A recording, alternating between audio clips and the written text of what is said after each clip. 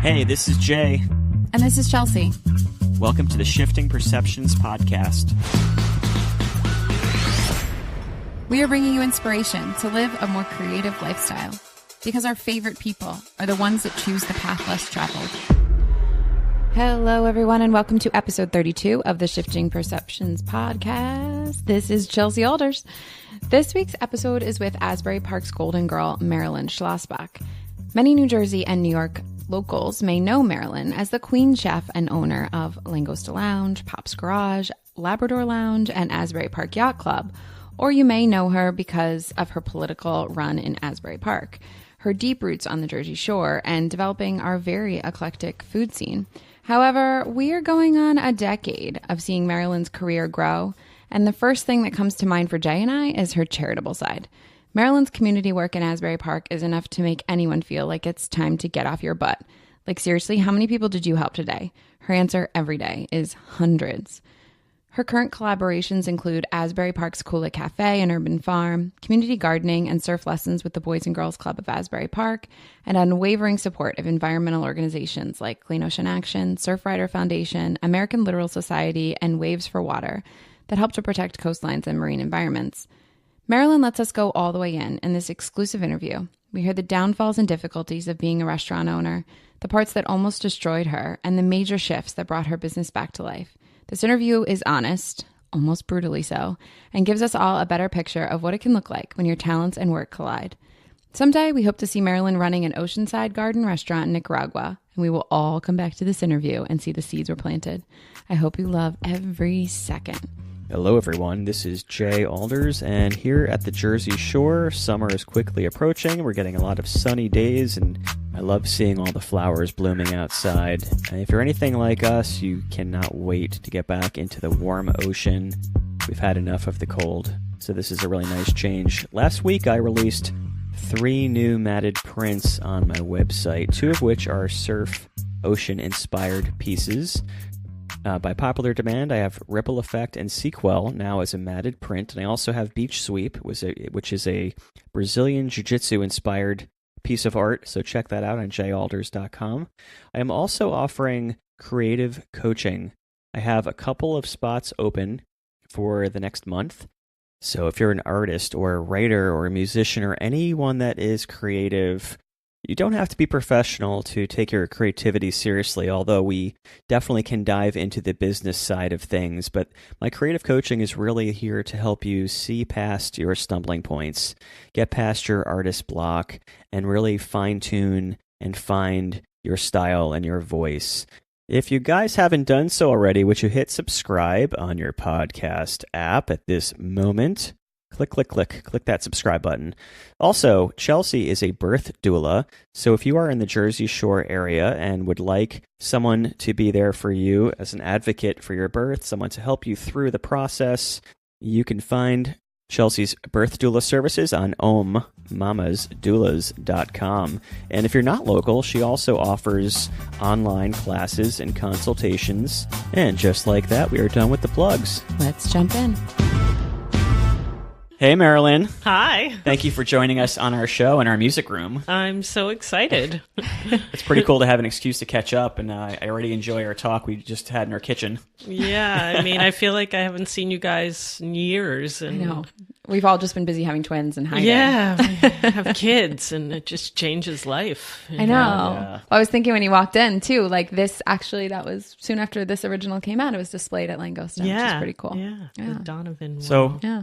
I'm not sure where to start, but I feel like there's so many sides of you that I would love to dive into and swim around and figure out what's going on with you.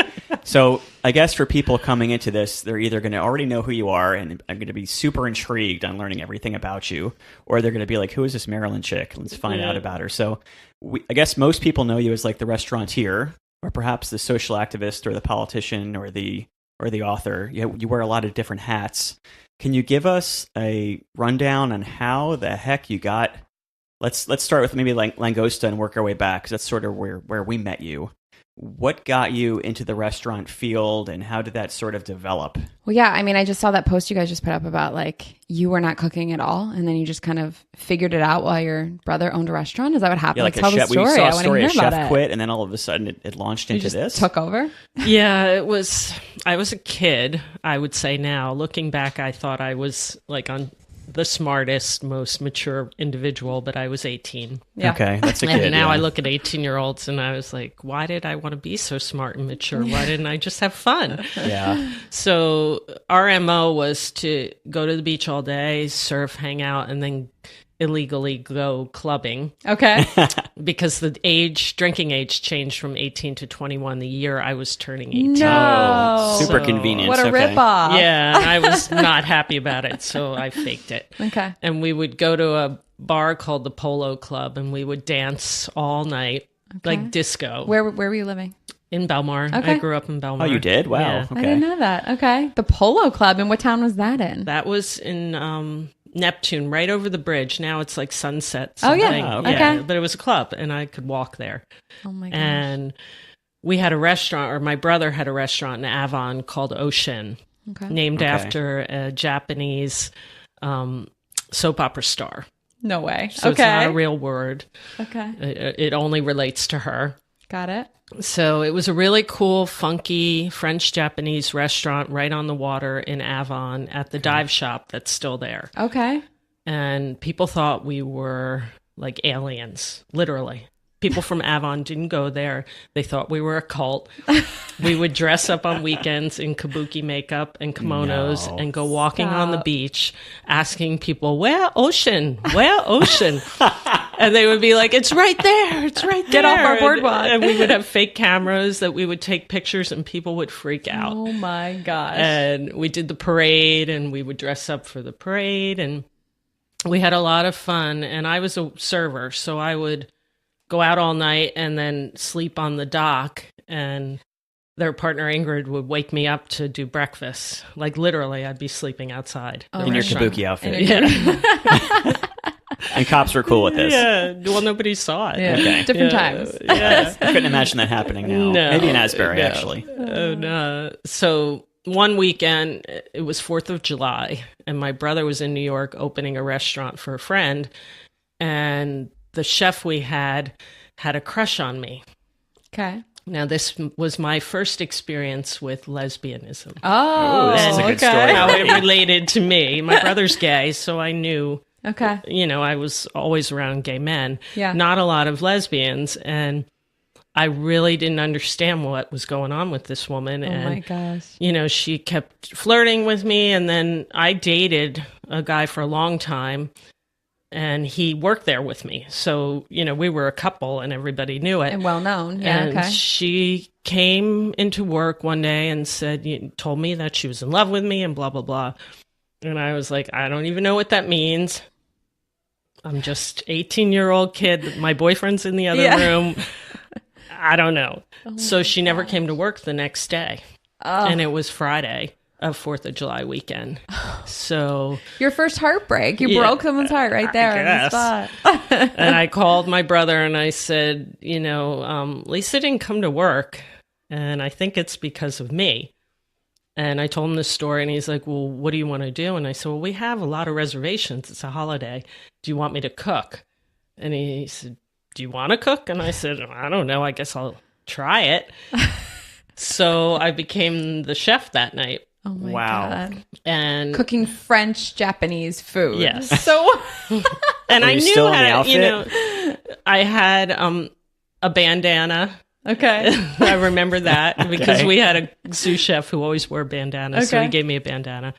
And I was like, I had no idea what to do because I grew up in the 80s. So the 80s was every fake infused food came on the market, Okay. from Diet Coke to orange Right. cheese. Right. And for growing up in that time frame, it was like, oh my God, look at this thing, this fake thing. This is so cool. And that's what my parents let us have Yeah. because they worked all the time. So you ran home, you got your Diet Coke and your fake Cheez-Its or cheese Right. doodles and ran to the beach on your skateboard. I just saw an ad come up for Ecto Cooler on someone was posting a picture of it. And it's like, actually, it might have been Ming Chen. That's funny. I think it was in his studio. That's funny. But Maybe. yeah, I just saw it. It's like Ecto Cooler. Oh my God, I forgot. Yeah. Fluorescent green drink. Why would we not? Tang drink and that? all these like Yeah, my crazy... favorite treat back then was the Annie oatmeal cookies. Or God. oatmeal pies in the plastic wrappers. Yep, yep. Very nutritious. Devil God. dogs Yeah. and ring dings and Horrific. you name it. Yeah. A time of invention, Yes. right? So a lesbian heartbreak is why you're currently a restaurateur. Yes. If you follow the butterfly effect backwards. Wow. Yes. Okay. So what happened? Like, did you make it happen that night? Well, Like, it's funny because the other night I was at my brother's for dinner with my daughters. And back then we had these big portable phones that were like, this big. yeah. And I remember that night having the phone on my shoulder, like, when do I turn the tuna over? How do I make the sauce thick? Yeah. Like, I knew what the plates need to look like because I was a server, but I didn't know how to get the product to that point. Yeah. So I sat with this phone. Well, we went for drinks at my brother's the other night, and he still had that phone. No. You And- should have that in your restaurant. Well, the girls were like, what is this? Yeah. And they picked it up, and we're like, that's a phone. And they're like, what's a phone? Oh my gosh. Doesn't look like your cell phone. Yeah. And I'm like, if you call people, you can talk to them. So they were calling everybody. Oh They my God. like, it was the funniest thing to watch. he still Wow. has it connected. He has a Yeah, landline? Oh with my the God. same, it's still registered to our other partner. So when you my call it, it comes up Michael Howitt, Oh But the funniest thing was to watch these little girls like have Yeah. no idea what a phone is. Oh my God, I know. We don't have one in our house. So, but it was the same phone. So That's that was nostalgic, my huh? introduction to culinary. So was that something that you took to immediately? Yes. Like, was it a creative expression for Yeah. you? Yeah, that night when it was over, there's a camaraderie in the kitchen because it's like going to battle. Right. You're all screaming at each other and you hate each other and everything, and Yeah. it's hot. And then at the end, you're high five, It's like teamwork, have a beer, right? and Yeah, like we did it. did it, Yeah. and I loved it. My brothers, my mother, my uncles, they're all very intense, creative people. Okay. I can see that. My dad's brother was an explorer. There was the actor. There was the lawyer, the doctor, the artist. And I was like, well, what am I? That's cool. I do everything kind of in the middle. You're the kabuki chef. Yeah. So then and I loved it. But I was going to University of Miami at the time. I was registered. Okay. I got in. I wanted to be a marine biologist Me my whole life. too. what she I went to studied, Tampa yeah. for it. Yeah. And I got down there, and Asbury Park, which is where I graduated, lost my transcript. Oh my gosh. So I didn't make the cutoff. No way. So you were in Miami and then it didn't go Yeah, through? I had a boyfriend there. Like, God. my mother's family was all there, and I was ready to go, and I was so excited. And then this happened, and then my mother got cancer, Okay.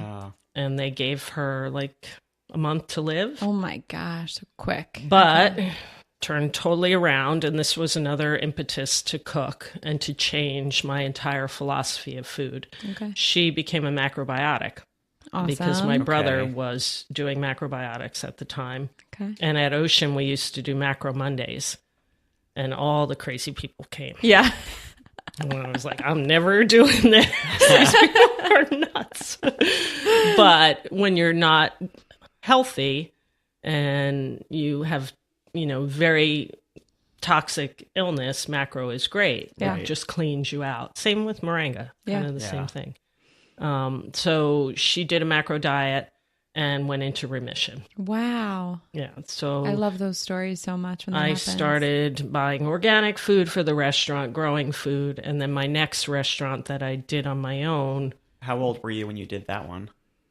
like 20, 21. And you did it on your own? Yeah. With what funding? Funny story. Okay. They're all funny stories. Was this Labrador Lounge or this was something No, way before this was that? called Rosalie's Kitchen. Okay. I was driving to Rosalie Grog's. is Rosalie is, or was, the 92-year-old nanny of that guy I was dating. Okay. And she was from North Carolina, and she was totally holistic because just like my dad, who was born in 1898, that generation of people didn't know all this processed crap. Yeah. So their natural way of living was holistic. And Rosalie used to always make me like wheatgrass and stuff from the garden. And she was just really cool. And he was from a very wealthy family. Okay.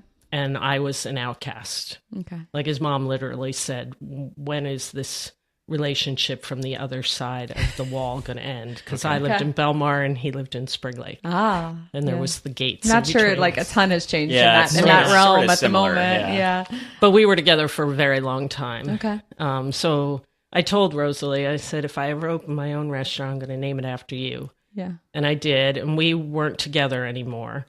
And they brought her there with her little Rosalie's t-shirt on. Wow. And just really special. So was there any formal training in there? Or you were just self-taught at that point? Okay. I was literally driving to Grog's in Seaside. Yeah, I remember that one. To look at boards. And I saw this for rent sign on this little house in Bayhead. Okay. So I pulled over, I went in, and behind it was this really cool cottage with all organic vegetables and flowers and you're like edibles. sold. And so I went into the real estate office in the front and I said, what's going on back there? And he said, well, the chef that owned it decided this week he's not taking it. And this was like a month before summer.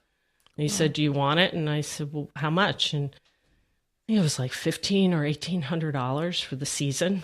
For the season? No. Yeah. Oh my God. But this was in 1989 or 90. Yeah. Wow. And I said, okay, I'll take it.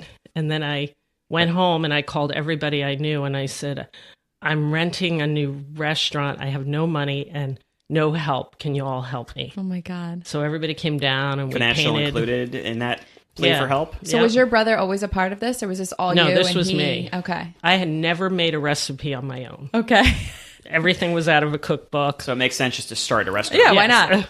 But So I fell in love with the place. What was the theme of the food? Just holistic? Just natural food? It was kind of like farm to table French. It was a little cottage. So why French? Why was this French thing coming through your family so much? I think because French food has a very strong basis in organic, healthy, natural farm. Okay. You know, I mean, I don't say French like in the traditional heavy sauce. That's the first thing I think of is like cream. That's like, But I think like farm to table. Okay. Like little chateau in the back. Okay. And when Fresh you walked herbs back there, okay. it was like all edible flowers that the prior chef had That's cool. planted. And I'm not going to say his name because he's still around. Okay. I don't care for him. So Okay. he's done some crappy things. Okay. But he left me a beautiful place. And sounds like launched your beginning And to you this whole you thing. just bootstrapped the money? Did you have partners or Nope. borrowed?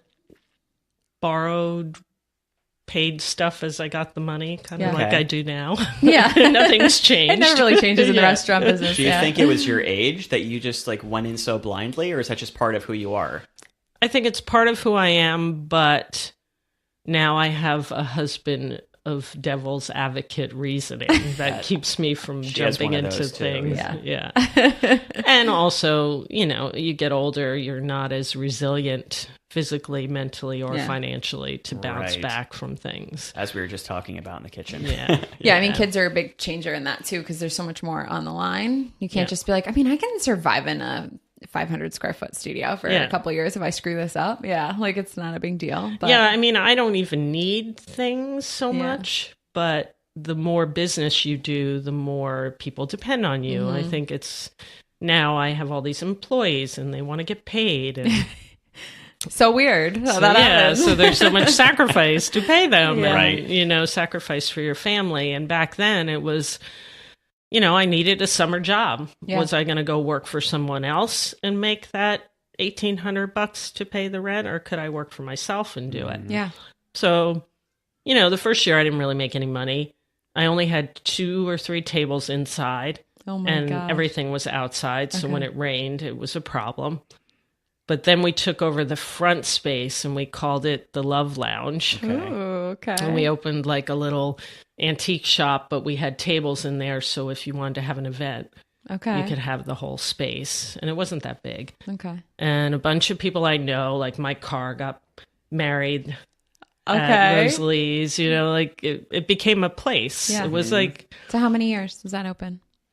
I think I was 5 years, and it all ended because of a relationship and a jerk-off guy. Okay. Who loved me because I was independent and strong and creative, and then went out with me and was threatened by all of it and sabotaged everything and literally cost me my career for a while.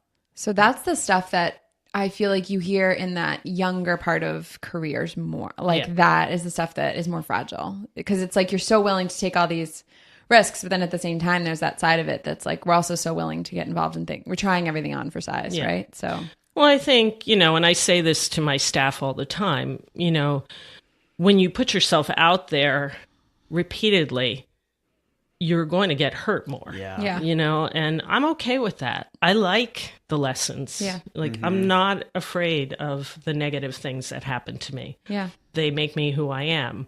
I think a lot of people are afraid of the risk because of the failure part of it. Like I hear from my chefs and people who work for me and younger people, like, that was a failure. And I'm like, it's only a failure if you don't learn from it. Yeah. You know, like, take it on. Like, come out the other What'd side. you learn? Let's move something on. Wonderful. So what, on that topic, what maybe were some of the lessons from that period of your life that you took away that you were like, okay, that was worth it? I think the creative part of it was great for me. I am an introvert, so finding something that I could be super creative with and not have to interact with people so much, you know, be in a kitchen. Do you think you're like, are you afraid of judgment? Like, what is the introvert side? Are you just like creating and then not seeing the reaction? Like, what is? Well, the one-on-one is just uncomfortable for me. You know, being in a room. I used to throw these big parties at my house in Belmar. When my parents died, I inherited their house. Okay. And we had a skateboard ramp, and we always had keggers every weekend. And I would make a bunch of food. Was at your house, because that sounds like my scene. You might have been. Yeah. It was on Fifth Avenue. Yeah, okay. Everybody was there. I have pictures of like 600 people in my backyard. God. What year was that? Just going to reference my I think skateboard it was memories. like from 82 to probably mid-90s. I probably was there then. Yeah. Okay. My husband was there, and we didn't know each other. We were like That's mini funny. ramp popping back in those days. Yeah. That's really funny. We were the place, and we had bands all the time. But I would leave. I'd get on my bike and go to the Norwood. Because So you'd feed everyone and then be like, I can't deal with all this. You know, I don't want to talk to all these people. So you just because I love to cook and I love people to have fun. But you didn't like being around for them to enjoy it. I didn't like to have to like talk to everybody. Yeah. And, so you like the process of like planning it, organizing it, and then leaving. I get that. Okay. Because it's I have a like, side of that in myself too. I'm very much like that too. I'm like a very, very social introvert. Yeah. Like my husband can lead a conversation for hours. I'm like, what am I going to say? You know, if somebody's very talkative, I'm fine. Yeah. But if they're quiet, it's like, okay, now what do I have to say next? How do I open them up? Yeah. And, So I feel like with that restaurant, so you said it sabotaged your career. Was it your reputation, or what happened that sabotaged it? a man. So just him? Yeah, he was and is an insane person. Okay. You know, very abusive. Okay. It actually, Dan Jacobson from Tri-City was my savior. Okay. He was a lawyer at the time, and he helped me go to court, Supreme Court, to fight off this guy and his family. Whoa. What was he? I don't understand. What was he like coming at you for? He was physically and verbally really abusive, and then was stealing a lot of money from the restaurant. He was my partner at the first he was Labrador. a partner. Oh, he was. Okay. Yeah, and both were open for a year, Okay. Rosalie's and the Labrador. They overlapped. Okay. And he forced me to shut the other one down. Made me believe that it was needed to be us and only us, and without him, I couldn't do this. Oh my and gosh. played a really big head trip on me. So not to like get too far into the like feminist side of this, but do you feel like you hear those stories more with like the female side of an entrepreneur than you do with like men? Like I feel like not so much in the sense of being like in a relationship, but being bullied out of. Like, do you feel like you've had to fight harder on that side of it? I can honestly count 3 times in my life. Okay. The first time I was 12, my father had a stand on the Bradley Beach boardwalk with my brother, ran it, and I work there. And my brother was problematic and still is. You always have one of those. So I ended up actually having to do a lot of the stuff at this place at 12 years old. And I remember my dad having a conversation, and I was like, nobody listens to me. Because somebody had like hit me into the fryer and burned my leg. Like, this little brat, get her out of here. And I went to my dad and I said, they don't listen to me. And he said, well, you tell them you write the checks. All right, there you go. So I went back and I was like, my daddy says that I write the checks and you have to listen to me. Amazing. That's good parenting. Yeah. So that was the first time. And the second time was at Ocean when I had to buy for the restaurant. Japanese people historically don't like to listen to women, especially 19-year-old women. Yeah, in the 80s. Yeah. So wearing kabuki outfits. So that was very challenging. And then with this guy, but this guy was just an abusive human being. To anyone. And still is. Yeah. But at the time, like, it blindsided me. I never thought I would allow somebody to treat me like that until I was in it. Yeah. We did a hut-to-hut hike in the White Mountains. We went to Killington and mountain biked and climbed. We were walking down this trail and I heard a bear. So I got my camera out and I wanted to take a picture. And he freaked out on me, hit me. Oh my God. And we're in the middle of nowhere, staying in this like cabin with all these people we don't know. Right. I never felt so trapped and I couldn't get out of it. And because we were in business together, it added this whole dynamic. And his parents were very wealthy. And his dad was very abusive to his mom. And so it just blew up into this whole court thing. And it's funny because like 3 months ago, an old lawyer of mine called and said, you know, so-and-so wants to travel. Do you want to lift the trespassing order? And I was like, he hasn't tried to go out of the country in 20 years? Wow. Like, that's insane. I'm like, I didn't even know I still had a trespassing order. And then I'm like, should I lift it? Should I blackmail opportunity? Yeah, balls in your court. Whatever. You know, let him go to wherever he wants to go. If Maybe he's he'll waited stay this there. long. Yeah. So Labrador Lounge stayed open though. So that was your baby now. This was the project. Yeah, we went to court and I got to keep it. But then I ended up moving on. And opening another restaurant, which failed, called Karma. Oh, okay. I feel like I knew that one. Yeah. Okay. Yeah, and it failed because I was still involved with this process with this person, and I was damaged, like, to my core. Yeah. You know, just being abused, whether it's mentally, physically, or sexually, you don't realize how much it's affecting you until you're coming out of it. Yeah. Yeah. It's like putting the pieces back together, like one tiny step at a time after that. Takes your whole wind out of you. Yeah. So I ended up after that, I owed my landlord money. I owed vendors money. I was going to file bankruptcy. And everybody was so kind about it. Yeah. Even the landlord, I saw somebody who worked for him at an event I was speaking at, and I was like, can you tell him how sorry I am? And she's like, what are you talking about? He always talks so highly of you. And I'm like, well, I beat him out of money. It wasn't a lot. It was a few $1,000s, but at the time it felt like I was like hurting somebody, you know? So I stopped cooking. I went to work for snowboard surfer company, Brave New World, which was another... Yeah, I've heard about that one. Yeah. But I met some great people and I became a rep. So I worked for what brands? I worked for Wave Rave, Nitro, Smith, Helly Hansen, and my bosses were all wonderful and I got to ride all the time. Great community. And I got out of the retail end of it, which was great. I can't believe you left cooking for snowboarding. Okay. Well, it was like, maybe I shouldn't be doing this, you know, maybe this is the lesson, you know, this is too crazy for me. Yeah. So Jay, I take my sleep very seriously. You know that. I know this. This Yes. is true. Don't mess with Chelsea's sleep. And here's the thing is that I'm a birth doula. So it's actually kind of funny because You don't get much sleep anyway. I don't get any sleep. It's really kind of crazy. The game changer for me for getting back into a really good sleep cycle has been Dun, dun, dun. CBD oil, for You sure. down with CBD? So Jay did some due diligence and found a absolutely well-known, actually, right? And Very phenomenal well-known brand. company that decided to actually partner with us, which we're excited about.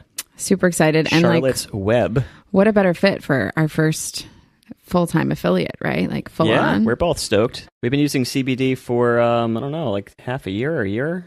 Probably long coming time. up to a year, yeah. But it actually gets me like really back into the exact flow of sleep that I need. And I use it to not be such a stressful husband. As you can tell, it does actually help, though. I have a lot of everyday stress from work and from being a dad, and I find that it does kind of take the edge off. Yeah, so we've got some links and some codes for you guys. Yeah, so if you guys are interested in checking out Charlotte's Web CBD, you can go to jalders.com/CBD. That's going to get you 10% off everything except for the bulk and the original.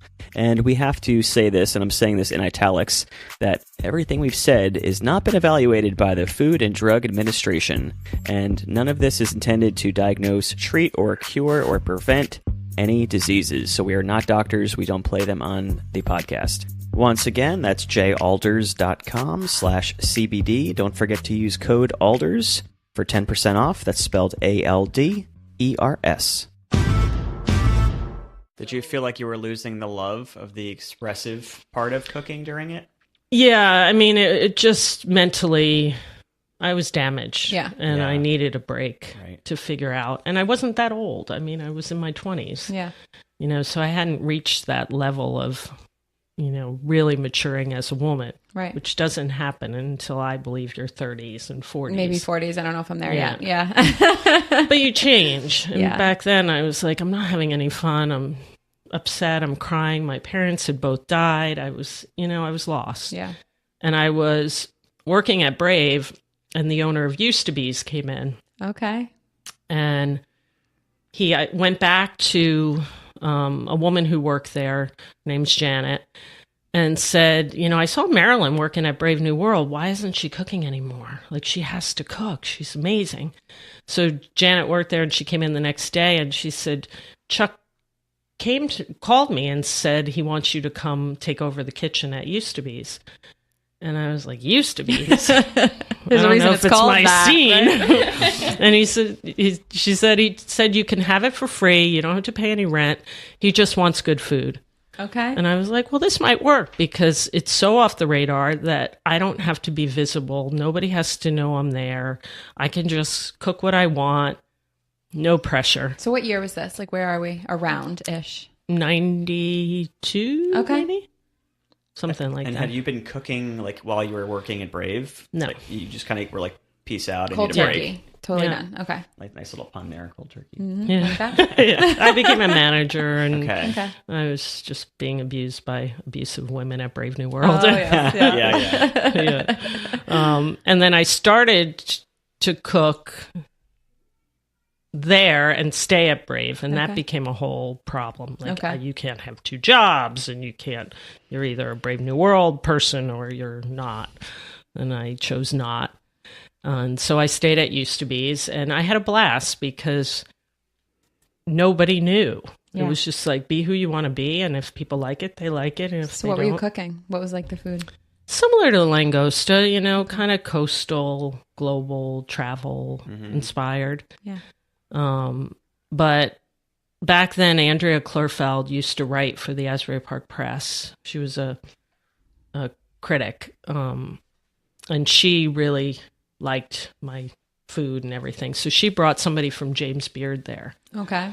And I was like, oh my God. They found you. This is insane. There's like drunk people everywhere. Yeah. You know, like, it's not the place to find. I used to be a promo girl at Used to Be's. That's the real scene there. Yeah. Like people walking over to you while you're eating, like, what are you eating? Yeah. That looks good, you know? And, I mean, James Beard is like the aha. If I could ever get a James Beard award, I'd like be done. Yeah. And I'm like, I don't even want these people to know I'm here. Yeah.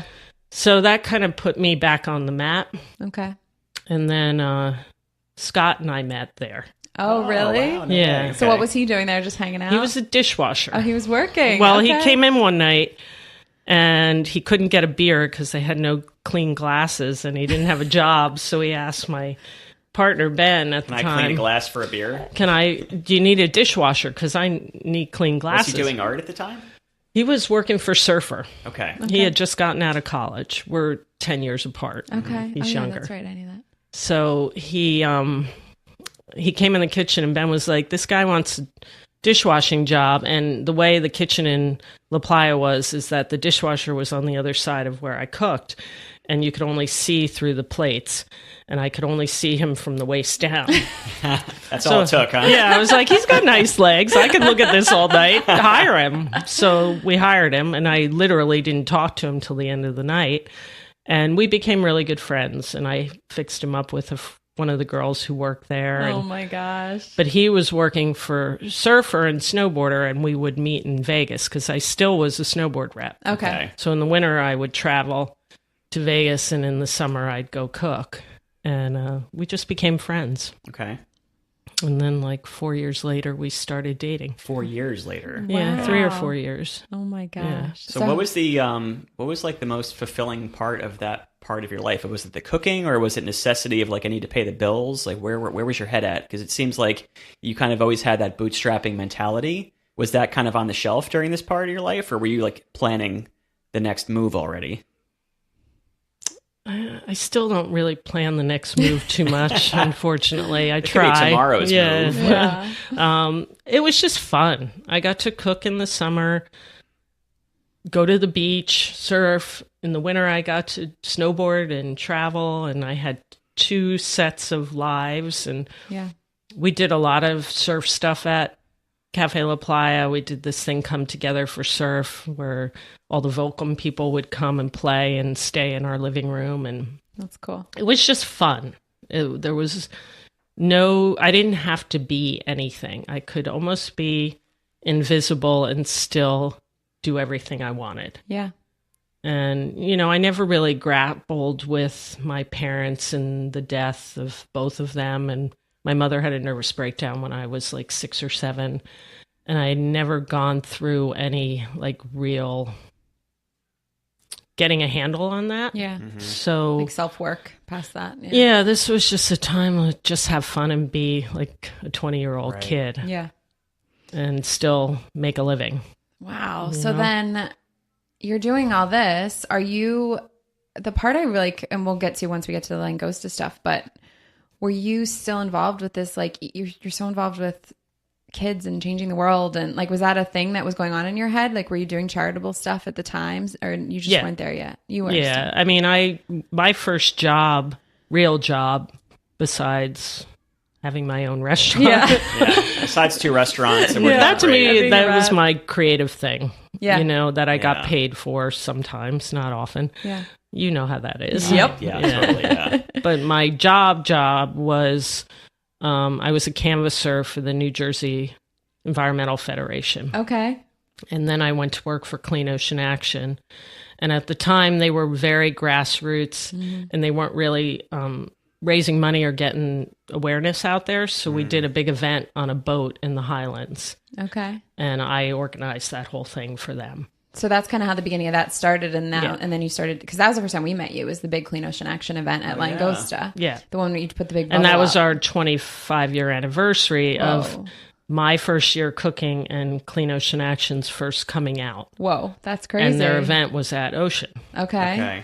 So if So that's you go a long into relationship Yeah. you had. Okay. in Langosta, there's an Ocean T-shirt above the sushi bar. Oh, really? Yeah. Oh, we'll have to notice that. From Okay. Cindy. She gave it to me as a gift on our anniversary. So So we were like the pioneers of women doing stuff yeah. and getting people aware of stuff on the coast. So I feel like as Langosta was opening, as we're moving into that chapter, that was still at a time when like I was fairly scared to take work in Asbury. Like I didn't want to be in Asbury late at night. Like it was like still very sketchy. So You why kinda choose took a that? big risk then. Yeah, like why Seems- choose that spot? Well, first off, I'm not really scared of much. Yeah. I've been in the middle of revolutions in Nicaragua and God, you're crazy. Central Park during craziness. I mean, I don't really have that fear.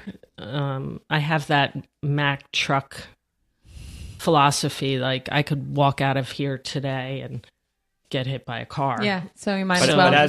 But as a businesswoman, to open, it seems like to me, opening up a restaurant in Asbury at that time didn't seem like the guarantee that it would be today, or as much of a. It seems like way more of a risk, because I remember back then, I mean, there was still like some boarded up buildings or freshly opened buildings after they had been boarded up.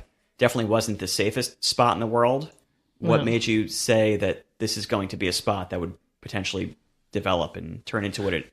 Well, my life is filled with chances and stories and the strangest ways of things happening. I was at La Playa, which was in Used to Be's, and I was at the bar getting a glass of water, and I overheard these guys talking about Asbury Park. And Scott and I had just come back from Bali on a surf trip, and I wanted to open a furniture store. Okay. And I wanted to import stuff from Like Bali because furniture. I was trying to convince Scott that we should buy something there and live there part of the year, because I've never been a fan of Jersey. It's just too cold in the winter and hard. So I heard this guy and I said, well, what are you doing in Asbury Park? You know, I grew up in the area. And he said, I own a whole bunch of real estate. Why don't you open a restaurant there? I love your food. You would be awesome. And I said, why don't you give me the money? Just kidding. Right. I had no money. Yeah. And he's like, come see me next week. And I was like, all right, whatever.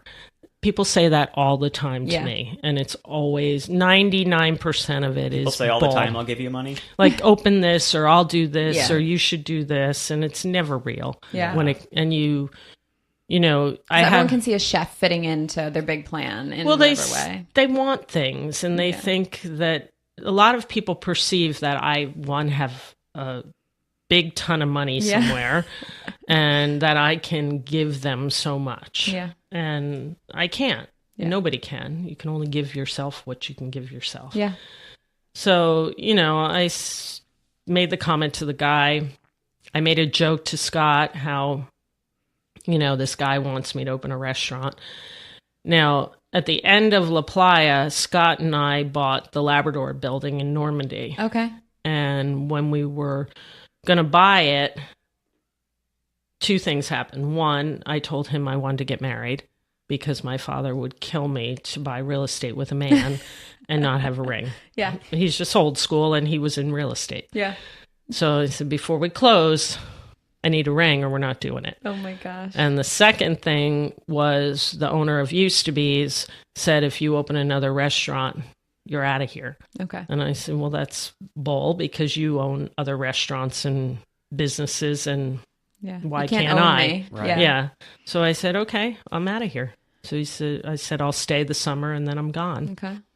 So in all this, Asbury started to happen, and that guy turned out to be real. He wanted to put up the money, but he was a jerk. Oh, really? And not just to me. Him? Yeah, him and his brother. Is he still involved? No, the brother went to jail. Okay. He beat it out of town and ripped off a lot of people. Okay. And he was very abusive to everybody. Got it. And one day he came in screaming at me about something, and I was like, I've been down this road. Yeah. I'm not sleeping with you, and I'm not taking this from you. I'm packing up my stuff and I'm leaving. Okay. So I did. So you left Langosta. How long had it been open? This was called Market in the Middle. Oh, okay. Okay. Downtown. First. I remember that. Yeah, actually. I do too. Yeah. It was like a blip. It was open for a very short time, right? We were there 3 years, and then they were there like 3 months after I walked out. Okay. Brick Wall, he was partners in Brick Wall and Market with me. And my husband was like, you can't leave. We don't have, things in writing. And I'm like, I'm not doing this. Like, I'm glad I don't have anything in writing, because now I don't have to go to court. Yeah. Now I don't have to deal with this. I'm just walking away. It's just money. Yeah.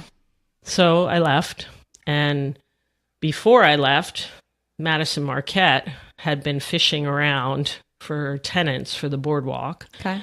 And they loved Market. That's where they always went for their meetings. And they were like, well, come to the boardwalk. Don't stay with these people. So I said, okay, are you going to put up money? Because I don't have any money. I just got beat out of money, you know? So they put up some of the money, and I had a customer who put up the rest. Wow.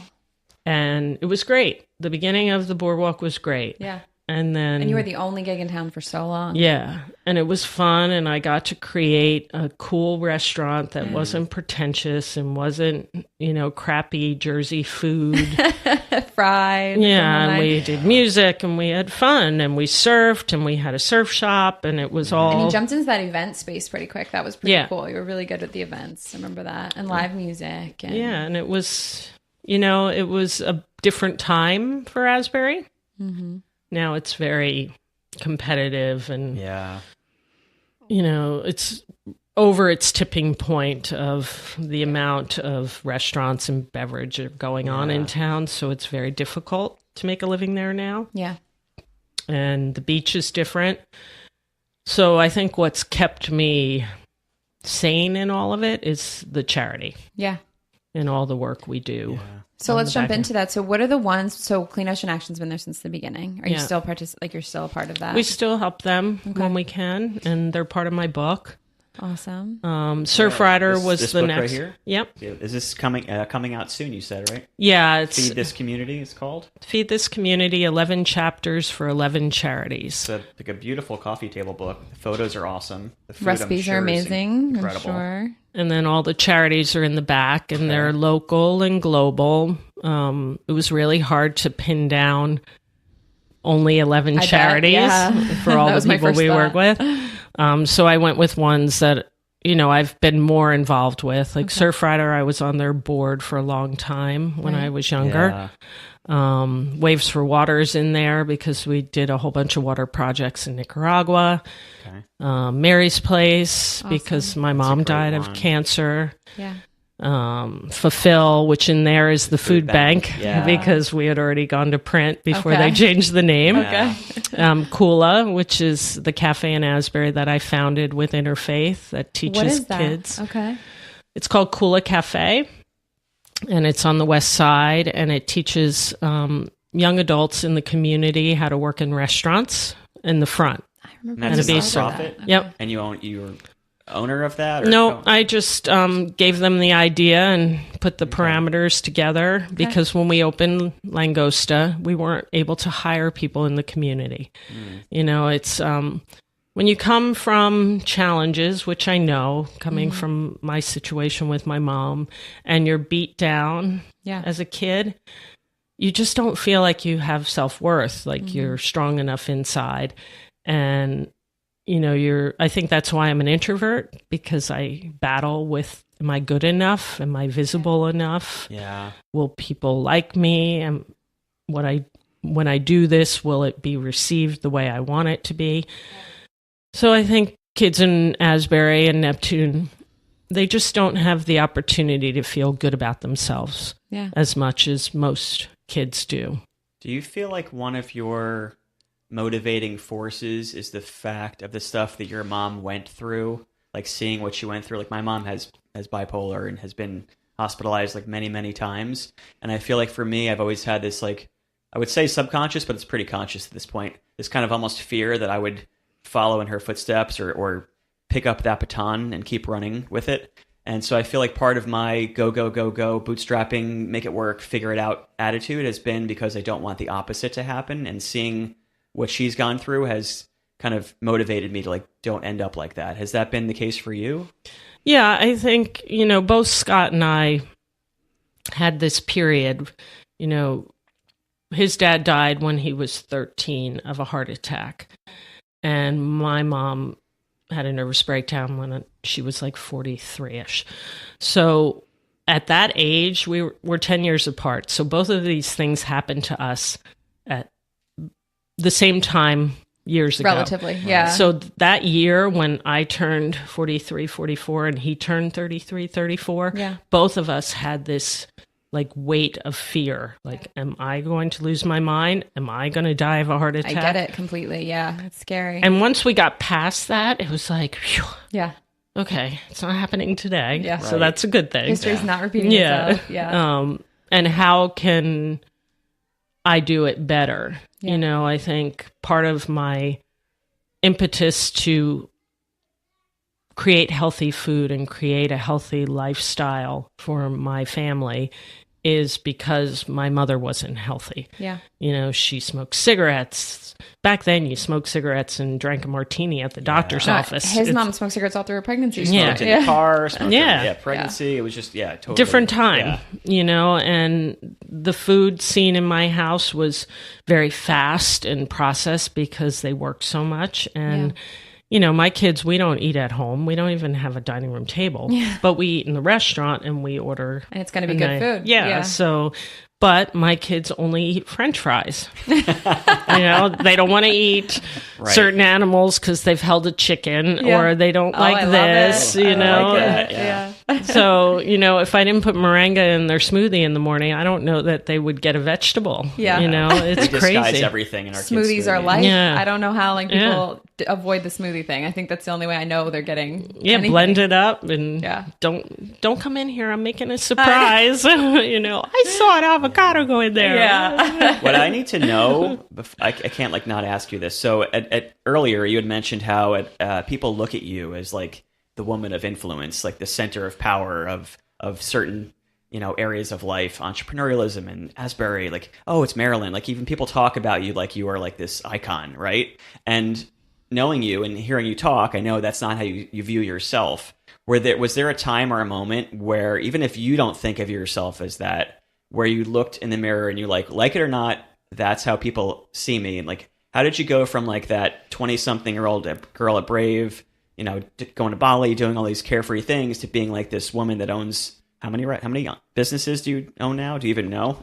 A lot. More than I need. 10, whatever it might be. So More than I need to not make money. Like, how did that when did that happen where you're like, wow, this is who I am. This is my role. You know, one, I don't even know what my role is. It shocks me every time somebody looks at me in a store or something, or at a Qigong class and somebody's like, oh, you're Marilyn.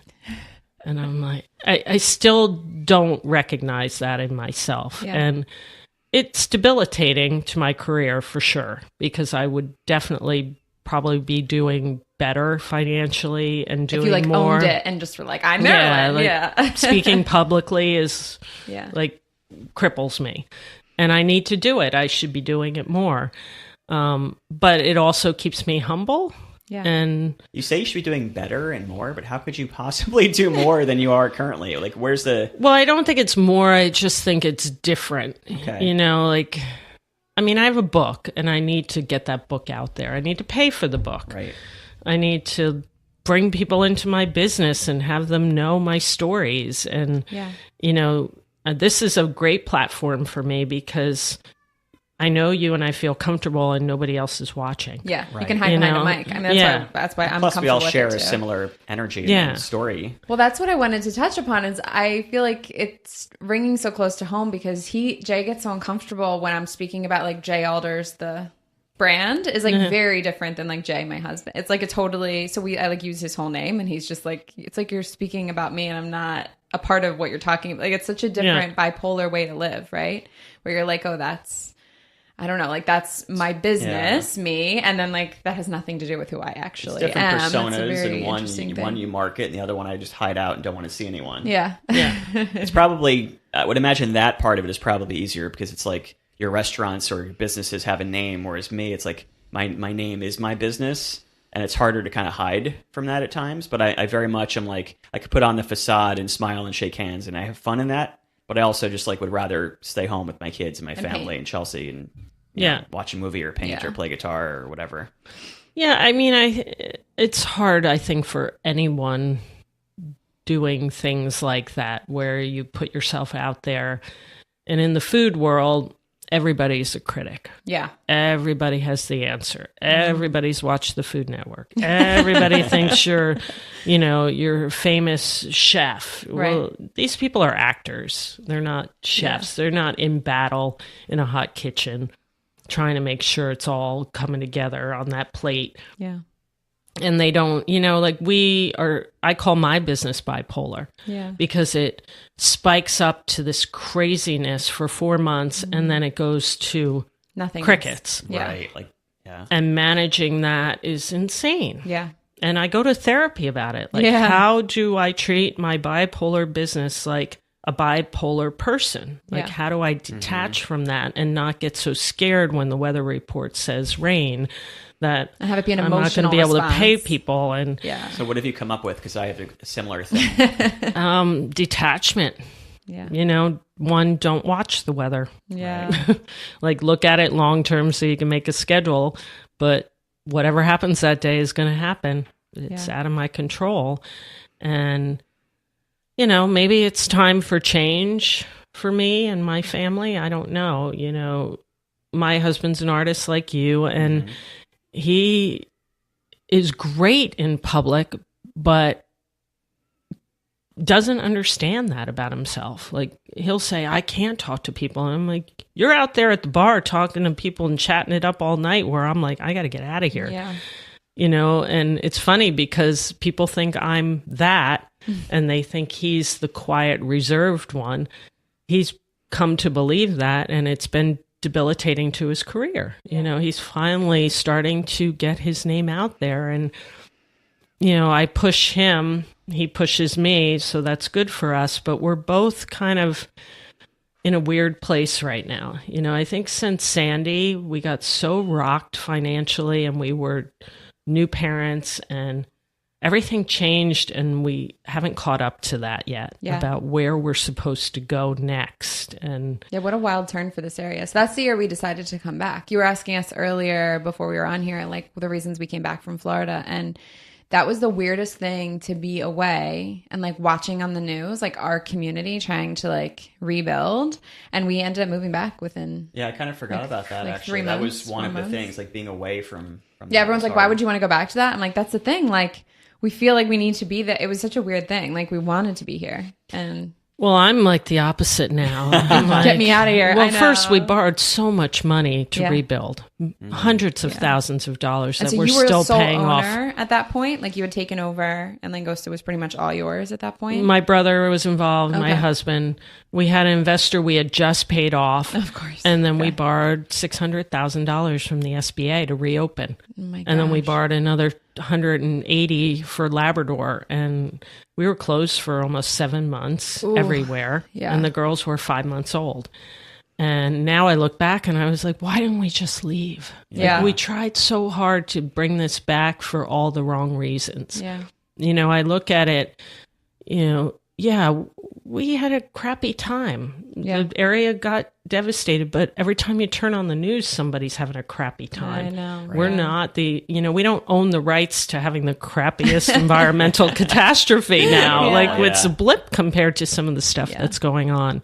And that's what I think makes me so passionate about getting out there with my nonprofit and helping people, because whatever happens to me, it's happening to someone else, probably worse somewhere else, or maybe not, but it's happening. And it's not just about me and my sorrows, so it makes me feel better, almost comforting to know that I can take my knowledge and my power and help somebody feel better about it, or maybe not make the mistakes I made, even though they probably will, because nobody likes to hear the truth. Yeah, don't do this, but then you do it anyway. Yeah. You do it anyway. You're like, why didn't I listen to myself? Yeah.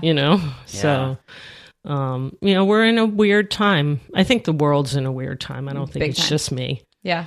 I think the energy is happening for all of us. What are we going to do? How are we going to do it? How are we going to get out of this mess? Yeah. Yeah, we live in a country that's going through it on so many levels. We won't talk politics. No. Yeah, I think talking about politics, you ran for an office several years ago. It seems, I don't know, from an outside perspective, I'm like, first of all, where the hell does she have the time? Where's the motivation to be doing all of these things? Because when I hear you talk, I'm going through a similar thing where I keep taking on new things. Oh, let's just start a podcast. Sure, why not? Let's write a book. I've been doing that. And part of me feels like, and Chelsea and I talk about this a lot, maybe if I just double down on one thing, I'd have better chances of succeeding. But for some idiotic reason, my brain can't do that. I have to try a million things. And part of it is I genuinely love to like see visions through in a lot of things. I love learning and trying new things.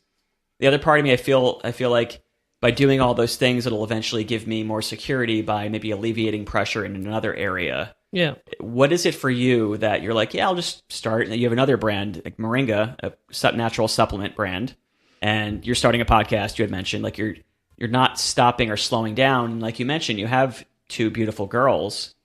At what point is it like I'm completely out of balance? Let's just do one thing, raise our daughters, and that's it. Like why keep doing and doing and doing and doing?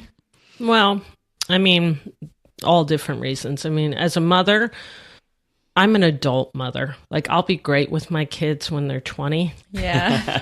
I'm not the mom of little kids. I'll own that. Yeah. I just joined this group, Unicorn Moms, on Instagram for moms who just don't fit into the mom mold. Yeah.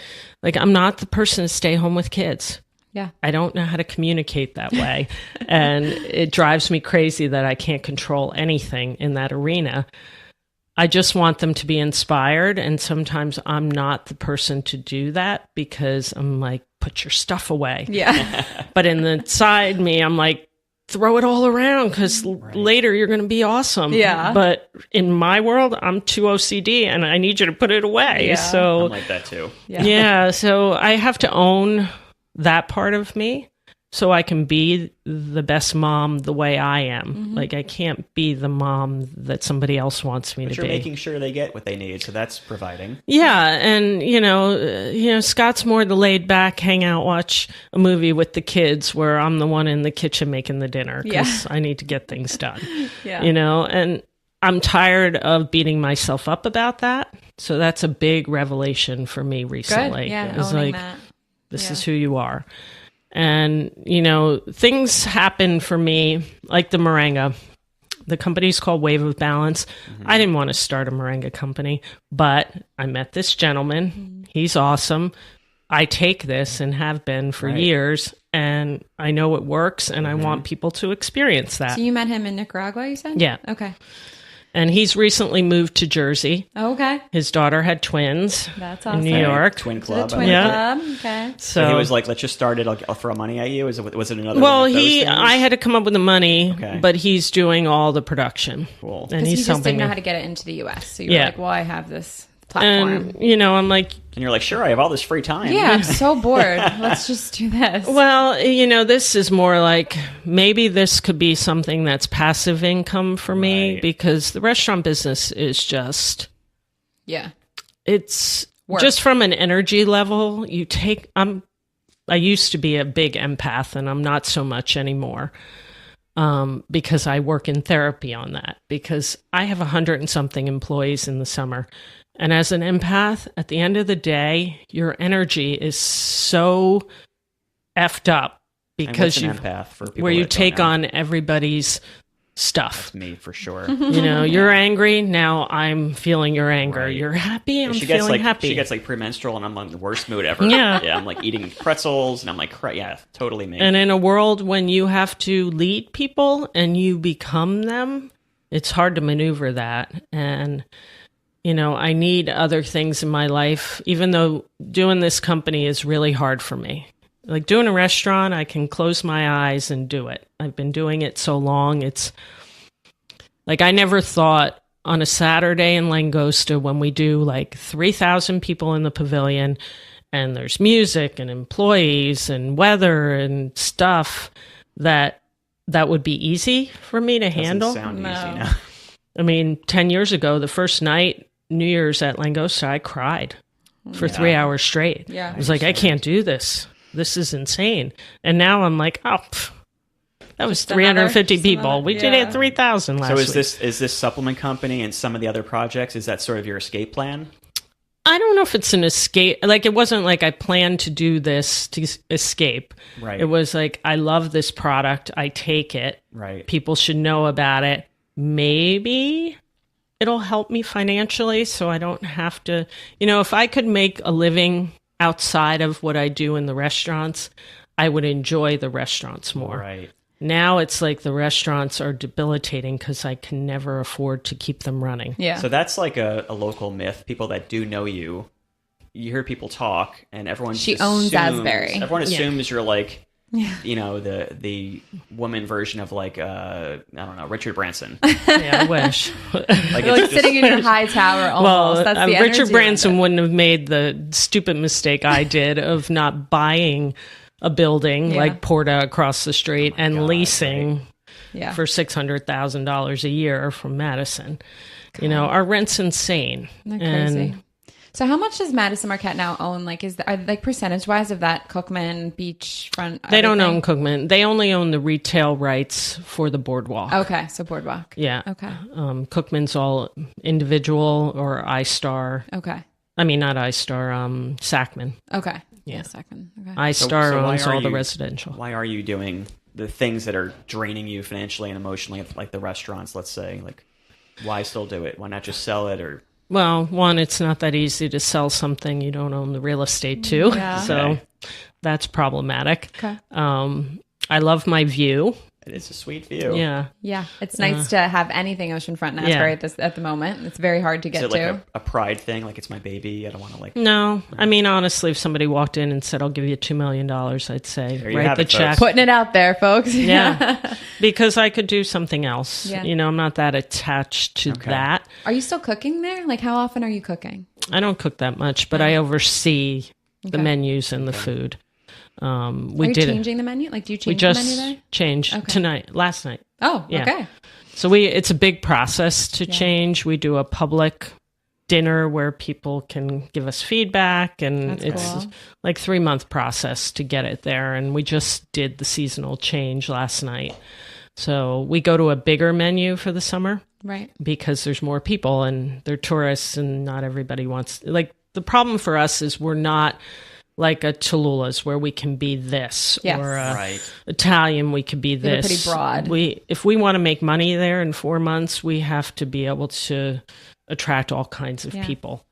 And that's challenging. It's hard to, do, we look at our menu, and we're having this battle this week, like the execution of all of these things that are all made from scratch. Mm-hmm. The only thing we don't make from scratch in that restaurant is French fries. So, the amount of people that have to facilitate all that stuff to be able to coming in that way, to prep it and order it and get it out on a table is insane. But I'm not going to do anything different. Yeah. I don't want to be that restaurant that takes everything out of the freezer. No, it's what makes you special. Like you can taste it. That's the way it is. And that's another reason why it's hard for us to sell it. Yeah. I don't know that anybody could do Langosta. Yeah. And then go into live music at night and all these charity stuff. It's like we've created a monster that no one else could do but us. Yeah. Can you throw out, for people that don't know the restaurant, or even people that do, are there numbers that you'd be comfortable sharing, whether it's a head count or any kind of a metric that people are like, whoa, that's... From summer to winter. Like... Well, like dollar for dollar, in the winter, on a weeknight, we might do 4 people. Whoa. In the summer, that same night in the summer, we might do 1,000 people. Okay. Wow. Oh my God. And that's the difference. And then put in the middle of that a day like last Saturday or Sunday when it was 65. 70, no wind. Yeah. And I call it cockroaches. It's not a good reference for restaurants, but it's like they swarm and it doesn't stop. And I get anxiety, and it's like, I can't seat you. Why not? You have open tables. Well, I have the winter service on and the winter kitchen. There's 1 cook back there and 3 people out here. Yeah. Now I need 10 people out here and 8 people back there to actually make this work right. Yeah. So what do you want me to do? God, and crazy. It's a conversation like you have to openly have with the guests so they understand this is not like TV. Like, it just doesn't happen. Chef Ramsay isn't there screaming at everyone to get it out. You need people. Well, I go in the back and scream at everybody. And then I buy them all a beer and say, I'm sorry, but, I do have to say, so I was a waitress for all of college. I like that. That was a community. I worked at California Pizza Kitchen, which I really loved the product we made, and it was fun. I had never experienced a camaraderie like that at a job until I was like back there jumping on the line, helping prep, like actually being a part of that war. And there is something really special. But how do you go from that? I mean, that stress, like you really do start to feel like this might not be good for my health when that's what you're doing every single day. Well, when you're dreaming and you hear the printer going off over and over in your dreams, the tickets keep coming and coming and coming. Well, so that brings up a good question. Like, will you let your girls go into the restaurant business? I'll let them do whatever they want, but, You're going to give them the big picture? It's challenging. And I said, my parents were in real estate, which is very similar. It's very seasonal at the shore. And, they did a lot of summer rental stuff. And I always said, I don't want to do what my parents did. I didn't like the instability of their career. Mm-hmm. Yeah. And I'm doing the same thing with a different career. Yeah. Honestly. And I don't know if that's just something I learned how to be normal in. Mm-hmm. And I don't know if I'd be normal in something else. I don't know. And maybe they're going to learn that. I hope not. I mean, I hope one goes to Stanford and becomes some app developer and puts me up on a nice island where I can chill all day, I'm pushing my kids for Colorado and California. I'm like, you can do whatever you want, but I need a place. But who knows what they're, that's the thing. You want things for them because you want it. And I don't want to push because I don't want them to go the opposite direction. Yes. You have these like at least two, probably a lot more, very, very distinct, conflicting, paradoxical sides, right? You have this like, this persona that's looked at as like the, go get it, like, fire under your ass, entrepreneur, let's start 4 million businesses tomorrow kind of a person. And then you are this very kind, loving, spiritual, Buddhist seeking, hanging out with Michael Franti, chill, I want to sit under an umbrella and drink a pina colada, Marilyn. Yeah. Are one of those more your true self, or are both of those like equally important to you? And how do they get along with each other in your head? They get along great in my head. I don't know about everybody else's head. But, I've lost some really good friends because of my dichotomy of self. We were going to Nicaragua every year for like a month. And I can't sit on a beach every day. So I would go do a water project on the West Coast for a couple days with Waves for Water, or go to an island in the lake and hike, and not everybody can hang out with somebody like that. Right. So what I am learning is that sometimes I have to let go of people and things that make me feel guilty about myself. Is it ever an option in your head, like maybe let go of the anxiety or like the nervous energy, or you're just like, I'd rather have that than the pressure of changing that?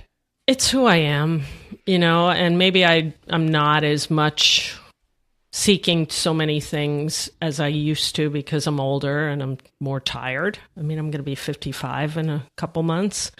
It's not as easy to do all this stuff physically and mentally. But, my husband always says, I know who I married. Yeah. Which isn't always the case. People get into relationships and then they're like, I don't want this. I didn't sign up for this. Yeah. And I've always been this way. So taking my focus out of pleasing all the people in my life, my employees, my so-called friends, and taking that back to my family. Mm-hmm. If my husband and I are good, like we go to therapy every week. We do EMDR. Yeah. I shout about it because I think it's important for people to own their weaknesses so they can work on them instead of be scared to tell anybody. I know there's a lot of people going through stuff I go through. Yeah. I'm tired of beating myself up and saying I need to change or second guessing myself. Yeah. I'm not the greatest thing since sliced bread. I don't have all this money, but I'm a good person. I work hard.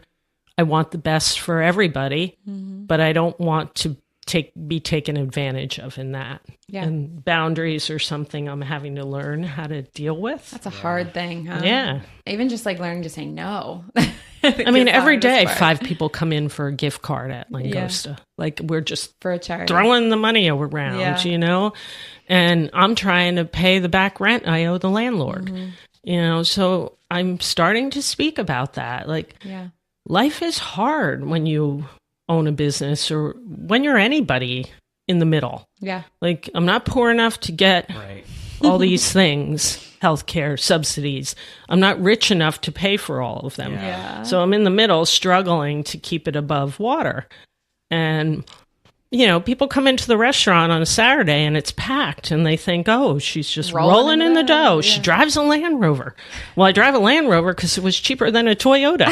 You know, I'd rather have a Toyota, but I can't afford it. You know, so it's like, do your homework before you judge me. Yeah. You know? Totally.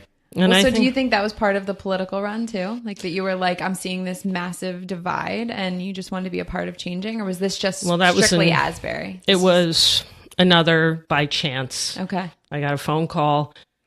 We want you to run for state senate. Oh my God. Because they wanted to use the brand. Yeah, I get that. To win. Yeah. Right.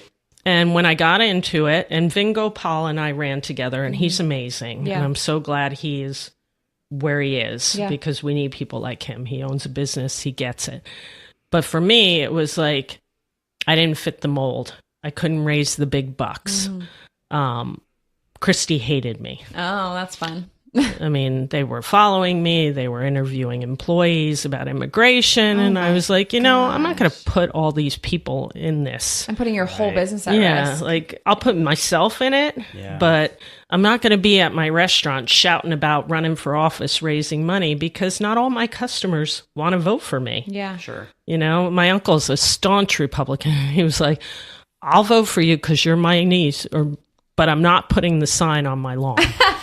And I'm like, okay, at least I got the vote, you know, but I'm not going to tell anybody about it. It's a tricky game you're playing when you have a business to run, but you're also just delving into politics. And Jay finally had to sort of like blacklist himself from even involving, not because of that. Using my platform for that. It's a tough one for me because as an artist, I feel like part of me wants to use that for change. The other part of me feels like people that are following me want to see art. And I have to be more clear with my branding. Like, if people are going to follow a channel of mine, I should give them what they expect. And of course, there's room for speaking out or getting involved.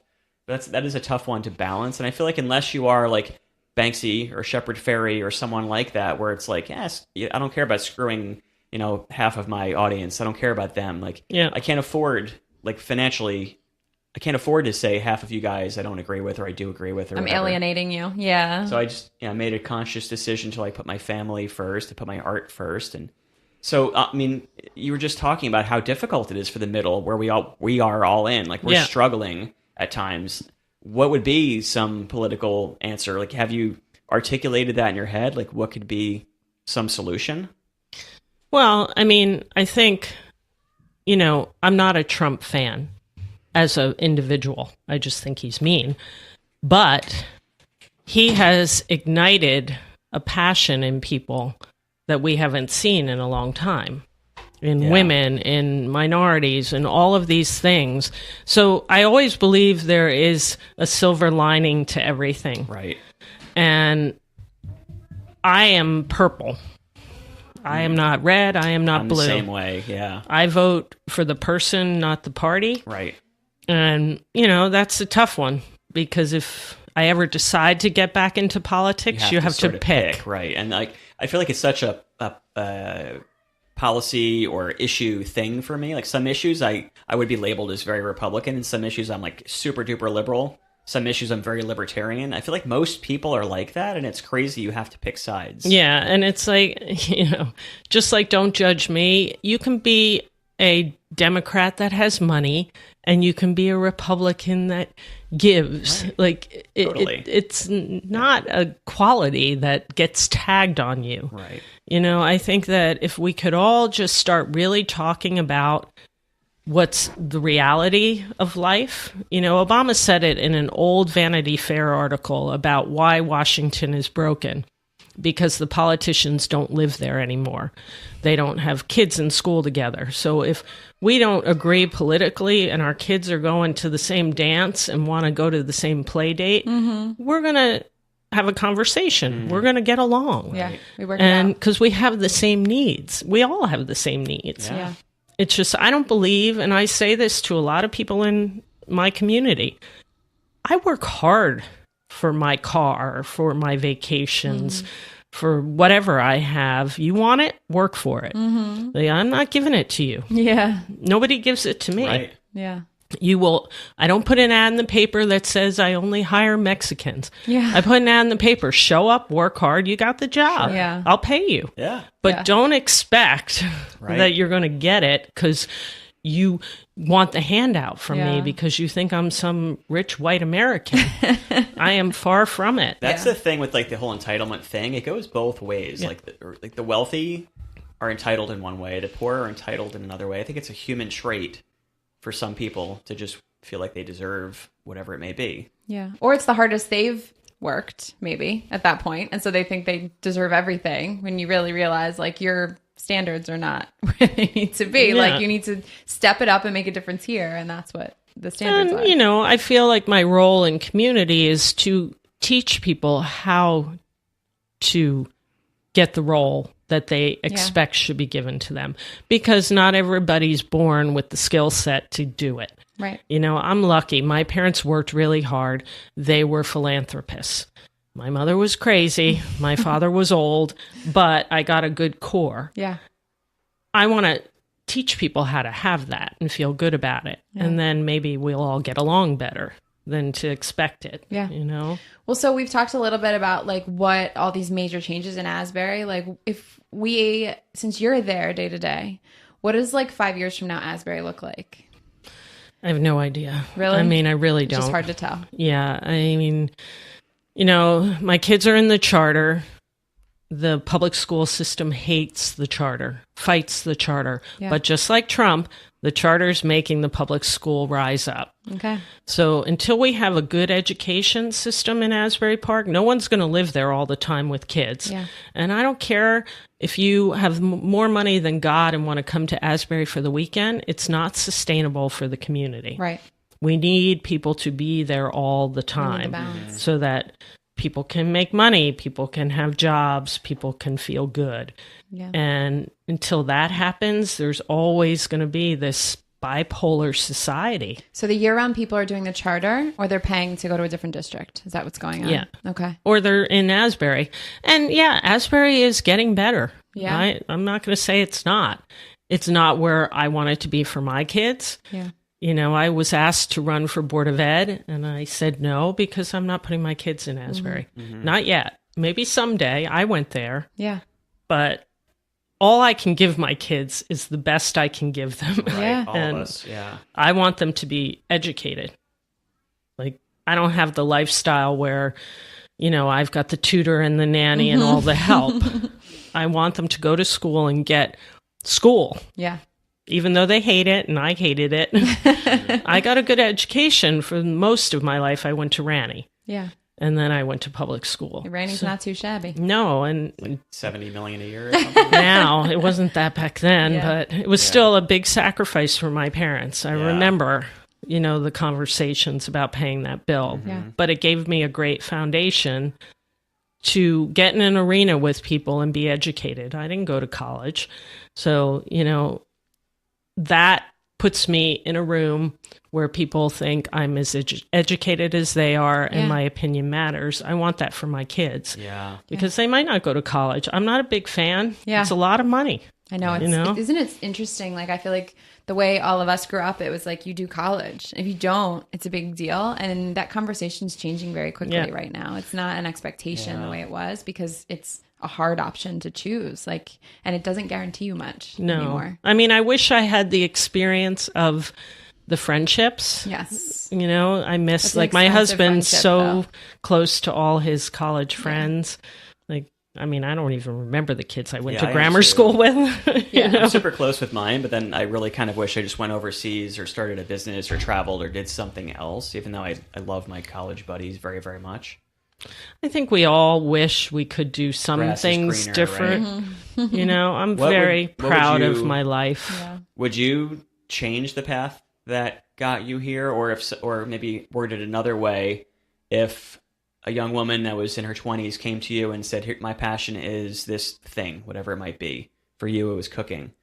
What would be like the advice that you might give her, like a younger version of yourself? Like, would you say pursue this, making no money or not, or would you say keep it on the side, have fun with it, and get a real job? Like, what would go through your head? It's with funny. that? We do a mastermind with my staff, and we're reading a book, The Desire Map.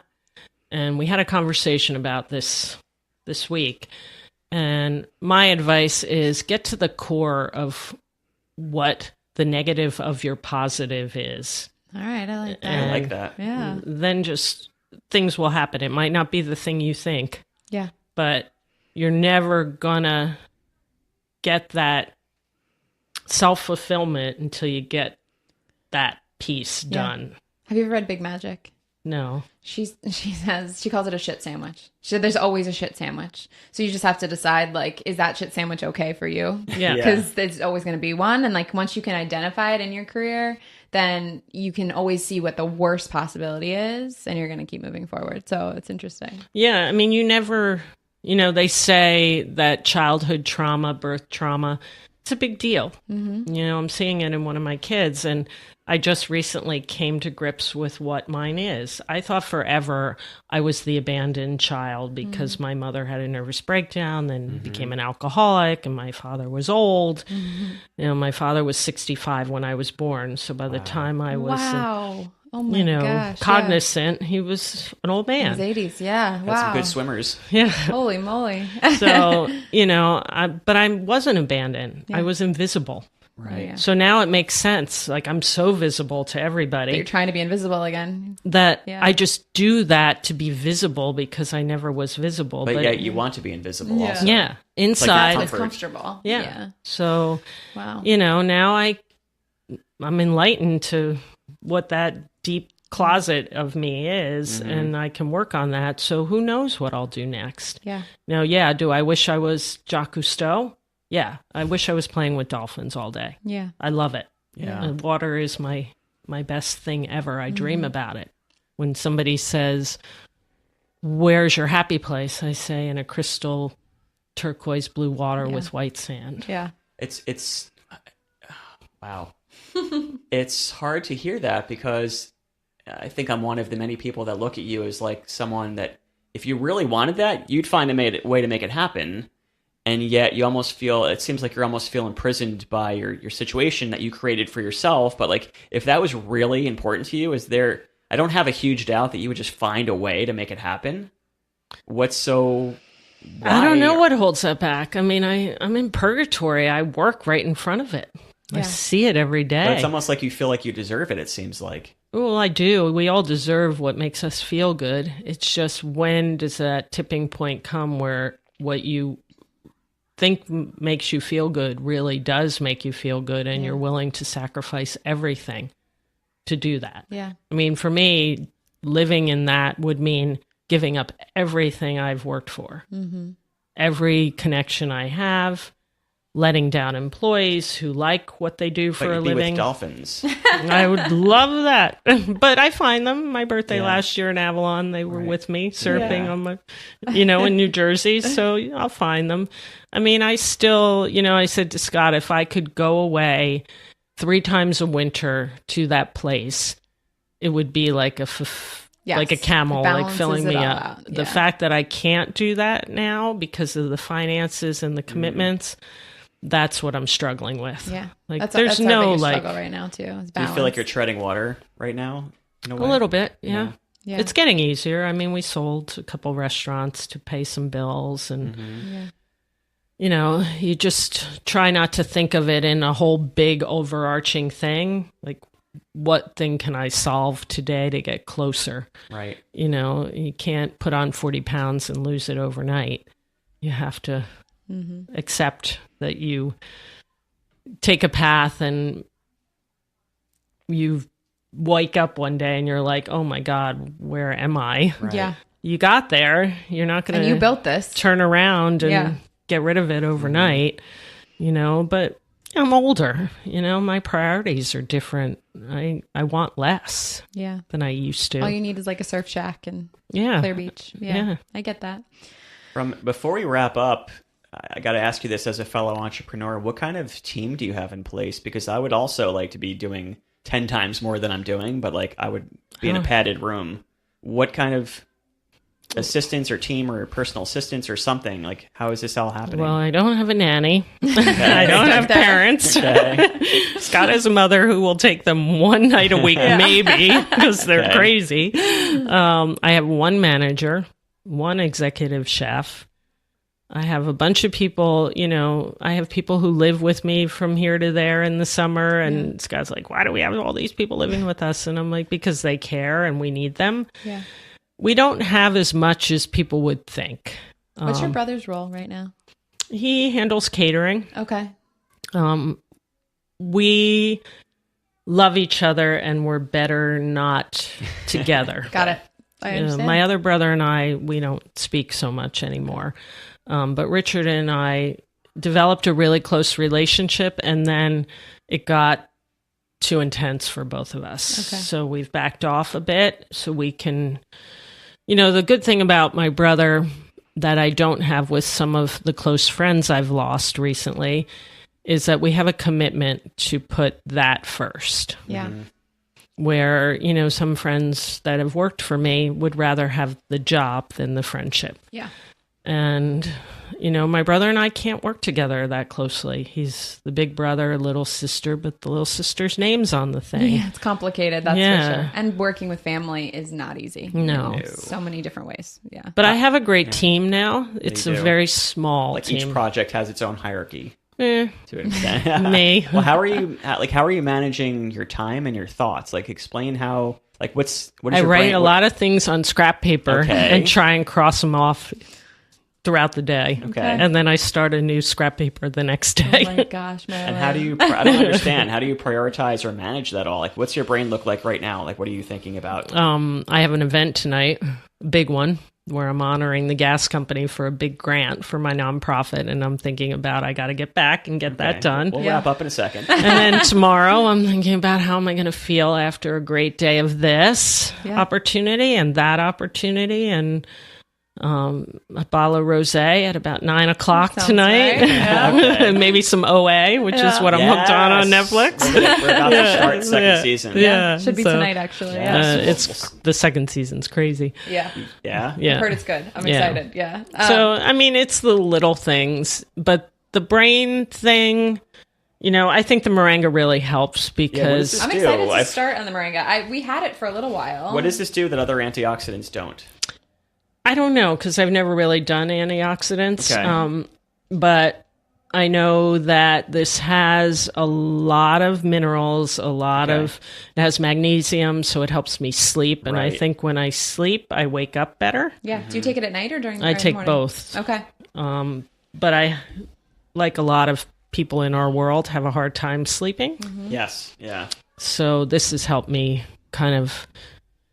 I think at night, if I can clear out the cobwebs, I can fit more stuff in. Yeah. Like I just did the real estate class to take the test. And by the end of the week, I was like, I can't fit any more knowledge in here. I'm forgetting everything. Like it all went out the window. Enough? Well, that I'm doing for my father because I lost my license because I didn't pay my dues for a couple years. So you're just kind of refresh. I'm like, I'm going to do this for my dad. Okay. And that'll make me feel good that I did it. Okay. Plus I also want... psychological thing than anything else. Yeah. Okay. And I wanted to challenge myself to sit and study something. I get that. That had nothing to do with my daily activity. Yeah. Right. Because I watch the people who work for me go to college and do these things. And I'm like, I just want to sit and do something that has nothing to do with anything in my life and see if I can. So I'll circle back if I pass the test. Okay. All right. Yeah, we'll get an update. Well, so what does summer prep look like before what are you're building the team again or just bits people? Okay. So we're major hiring right now, which is very complicated. Yeah. When you build something that you strive to be up here, it's very hard to get people to meet that. Yeah. Especially every season.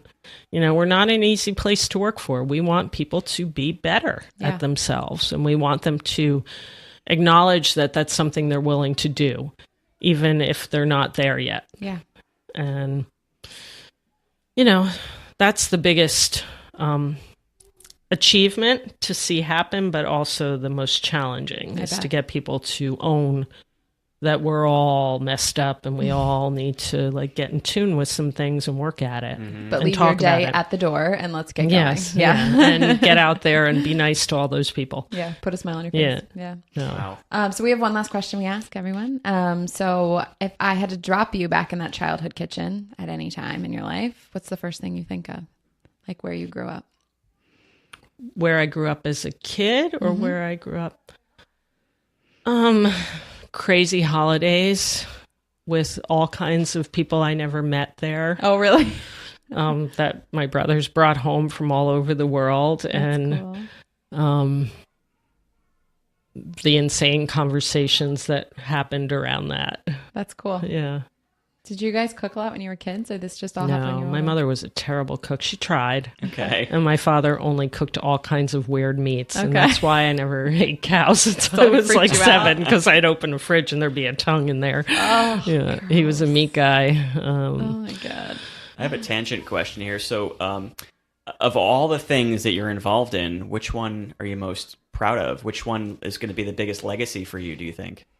I think the nonprofit, which is the most challenging. There's a lot of work to get something I've been doing for about 12 years to the forefront of people knowing about it. Yeah. You know, when people say, well, when did you start Food for Thought? I'm like, 12 years ago. Oh, I didn't know that either. Okay. Yeah, and we do the surf classes and for the Boys and Girls Club. We run the movies on the beach. We're doing all the recycling cans for the city.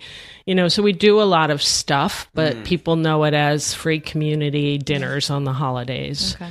That's the one you're most proud of. Yeah, we're fundraising for a food truck right now. So it'll be nonprofit truck That's great. that works with other nonprofits to raise money and awareness. That's such a cool project. That's really Yeah, and it's a lot of work, but I think it will be a model for other organizations to do something similar. Yeah.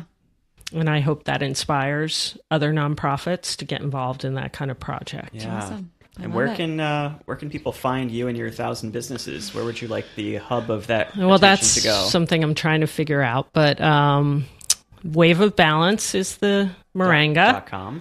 Yep. .com. Food for Thought AP is the nonprofit. Okay. And Marilyn Schlossbach.com is me and all the restaurants. It's like your hub of everything. Yeah.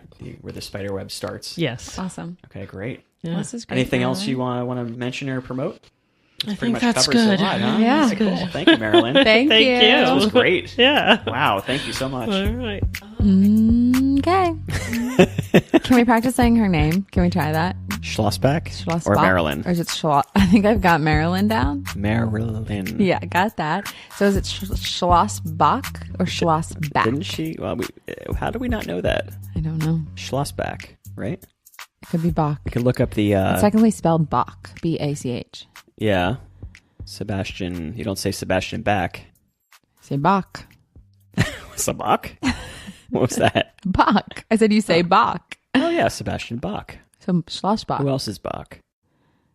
Guess who's Bach? Guess who's Bach? Bach again.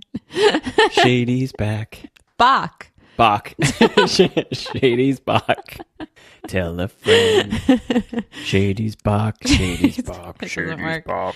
Marilyn, we're so lost on you. Oh my goodness. Well, seriously, the only thing I want for her is to come visit her restaurant in Nicaragua. That's what I want. Yes, Marilyn, we wish for you to escape working so damn hard. I know, it's crazy. And we really didn't touch upon the food truck thing enough. So I hope everyone kind of goes to the links and checks out what she's doing. But Marilyn is starting this amazing charity that they're going to provide her amazing cooking on the food truck for different charities. So they'll show up and provide food as long as you're raising money for really good causes that she believes in. Which, You think she'll have the vegan sushi that we love so much? Oh, I hope so. I know. I like was thinking, I'm like, I have a charity. good. Do you think you'll just come make vegan sushi for us? Just all day.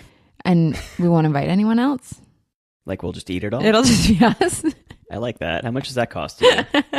Well, it's in charity. You just tell her this is for charity.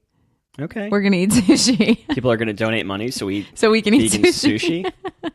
Who would? Are you guys willing to do that? Yeah, I think we'll put that's up a GoFundMe. Yeah, I think that's a great idea. Oh, that sushi is so good. And what's funny is that we skipped Langosta for years, like maybe 3 years, because we didn't think they had any vegan options. And then we found out we've been missing We didn't out. really skip it. We were busy having children. Yeah, but we had these options to go other places. True. And then suddenly we had a night out and we like checked the menu out and there's all these new vegan I mean, sushi for options. people that don't even know about Asbury, didn't it win just won a big award like Yeah. best beach town in the country or something like that? Vacation spot. Yeah, I mean, I recommend coming to visit. It is wild. We only live 20 minutes away and each time we go, we still feel like we're on vacation. It's like a very cool town now. Yeah. It's overwhelming for those like Marilyn that have been there since the start to just see it explode. Gentrify and Yeah. corporatize, if that's a word. Yeah. Is that a word? It's good enough. Corporatize? You're close enough. People know it. Just like Bach. People get it. Corporatized, Bach. Marilyn's a complicated lady. She is. Her More history so is- than I even thought. Yeah, and because she's mysterious, she carries a mysterious air to her, which I always took as just like she knows more than all of us. But then she thinks that it's like self-diagnosed, just stress, anxiety, or shyness. Like she thinks she's an introvert. I think my first interpretation of Marilyn was like this powerhouse icon of entrepreneurialism, and she definitely is that. And then as I got to know her more, I saw like the Zen Buddhist stuff and her, love of yoga and traveling. And then in conversations with her over the years, I kind of categorized her and Scott as like, yeah, they're working really hard, but they just want to like kind of escape and not deal with any of that. And then after talking to her, you realize even when she's away, she like needs to get back and do the work. So it's interesting how she's us. Yeah, she's us. Yeah. Wow, I just described how like effed up we are. Yeah. It's just complicated. It's like you don't want to say no. Entrepreneurial curse, right? Like you have to. And yet she gets to live the thing she loves. So it's what, as like an 18-year-old, I would have given anything to even know what I love, to be able to like live it. And then it took me until I was 35 to figure it out. 32, I guess. And Chelsea has no idea how old she is, in case. I have no idea. I think we've mentioned that before, but I'm so confused about my age. And then Summer told her whole class I was in my late 40s this week, which is just great. It's probably how we look. Like, thanks, honey. And then how I feel. She felt terrible, and then had her teacher write 35 on the board yesterday, so that everyone knew that I was 35. Yeah, I get really confused about it. Stop buying Chelsea early retirement gifts. Yes, she's only 35. I'm only 35. Unfortunately, maybe that's it. I'm trying to manifest retirement. But I'm so close. It's only 5 years away. It's not happening. You're so not close. No, financially. No. Oh my god. Anyway, this episode is like what entrepreneurialism is all about. So if you're scared of these things, the insecurity and the overworking, then don't be an entrepreneur. But if you love the mystery and the unknown and the power to shift your future, then definitely go for it. Yeah. I mean, those of you who if you haven't really experienced Marilyn's story until this episode, dive in. She literally, some of the reasons that we kind of tripped into Langosta were because people like Michael Franti come every time they visit. Her placement is right across from the Stone Pony, which is like a New Jersey icon, an American icon. It has a really cool lobster on the wall. Very cool lobster. Used to have the original Rio Jam of Jay's painting on the wall for a long time. A number of art shows there. Thank you, Marilyn and Scott. Yeah, if you drop into Langosta in a summer night, it's like Bruce Springsteen's hanging out. Like she just gets everyone there. It's the spot. And not just Langosta Pops, which is next door. Yep. It's that whole span of the boardwalk is her baby. So when you're walking through and you're like, oh, there's like 5 really cool spots right here, it's all her. So kind of experiencing what she's created after listening to this, you're going to appreciate it so much more. Yeah, she's kind of like a much cooler, more liberal version of Trump in the sense that she owns like half the boardwalk. She owns she runs half the boardwalk. Yeah. Not in any other sense of Trump, just that. Yeah. I just realized I sniffled after. By the way, guys, I'm really apologizing for the sniffle situation. I edit out most of them. Okay, good. I can't help it. I have a nervous sniffle. It's weird. Hard like doing it where you hear yourself. Yeah. I hear like every thing about myself that I hate, and I do it anyway because I feel like, yeah. All right. By the way, I don't know how you listen in fast forward mode. So Jay sends me these podcasts sometimes in fast forward mode so I can listen quickly to edit, and we sound like so Jersey, and then it's funny because you slow it down and I'm like, I'm still very fast. Like I was like, maybe he didn't slow my voice down because I still sound very fast. So then expediting that even more is, I hate listening to slow people in general. So that's good that we talk fast, because when you go like out of state and people are like hello and blah blah blah, or you just talk to Summer. Or our daughter, yeah. Is the slowest human. Oh my God, I made her a shake this morning, a healthy shake. She's on this kick. She refuses to eat vegetables, So we're like, okay, we'll make her a shake. All she has to do is slurp. And literally for 30 minutes, she maybe drank the equivalent of 2 tablespoons. She got it half an inch down. Yeah, she was sipping take often. a sip. Yeah, just like each sip equals 1 drop. Yeah.